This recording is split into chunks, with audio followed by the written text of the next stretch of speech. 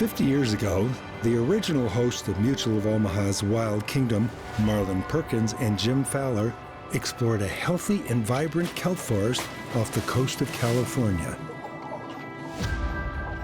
They marveled at the incredible diversity of marine life that depend on kelp to survive.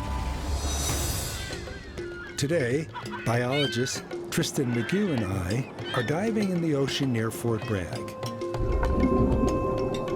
But the ocean now is much different than it was. Instead of a lush kelp forest, we found purple sea urchins everywhere. It makes you really, really sad to see something like that when you know that what could be is this lush, bounty forest with thousands of other species there. We know that in the north coast of California, 96% of kelp canopies have been lost. Kristen showed me how the urchins attack the base of the kelp, eating away at the holdfast that keeps it latched to the rocks. The oceans are one of our lungs. All the oxygen that we breathe is basically coming from either land or sea, but kelp has the ability to produce oxygen at rates that exceed those of terrestrial forests, especially being able to turn carbon dioxide into oxygen so that we can breathe. Tristan, that was incredible. It was. Thank you so much for being my dive buddy. Well, thank you. Let's take a look and see what we got out there, Yeah, shall sounds we? great.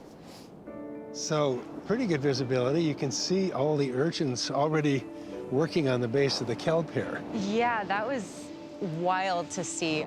Just that one stalk, the way that they pile up on the kelp, and after they're done with that one, they're on to the next one, and it's never ending. Would you see that if they still had predators? Most likely not. The urchin are moving around looking for food right now without fear of a predator. My hope here is that sunflower stars can be introduced back into the wild so that they can be that active predator to keep the population of urchin in check and restore ecosystem balance. Meanwhile, the loss of kelp forest is posing serious challenges for the animals that rely on it.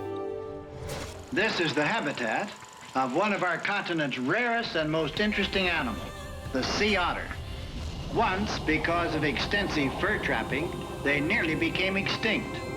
Now they are protected, and extensive conservation studies continue in an effort to rebuild the depleted population. Today, southern sea otters are now facing new disasters. Their home has been eaten out from underneath them by rampant sea urchins. And they're being attacked by white sharks, a new phenomenon for Monterey Bay, which is a prime sea otter habitat. Marine ecologist Sal Jorgensen surveys the shark numbers to monitor this volatile situation. So we're headed to the southern part of Monterey Bay. This is a very rich feeding area. Our goal here is count how many sharks we see to keep track of, the abundance over time.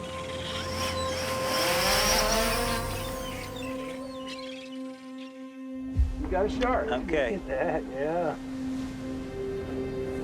Oh, wave is breaking right over him there. This is a juvenile white shark, which wouldn't normally be found here in the frigid waters of Monterey Bay. But recent warming trends have upended the equation. So because of the changes in the water temperature, you're seeing more and more juvenile sharks here. Does this affect the otter population at all? Yeah, unfortunately, it's putting two protected species right up against each other. And we have this situation where a white shark, a small white shark, is biting an otter, thinking that it might be a seal or an elephant seal. A seal insulates with blubber. An otter insulates with fur. They have the highest fur count of any mammal, 1 million hairs per square inch. When they expect a butterball like a seal and they end up with a hairball like an otter, it's a big disappointment for everyone. They have powerful teeth, and when they investigate something, even if it's a little nibble, they can cause mortal harm.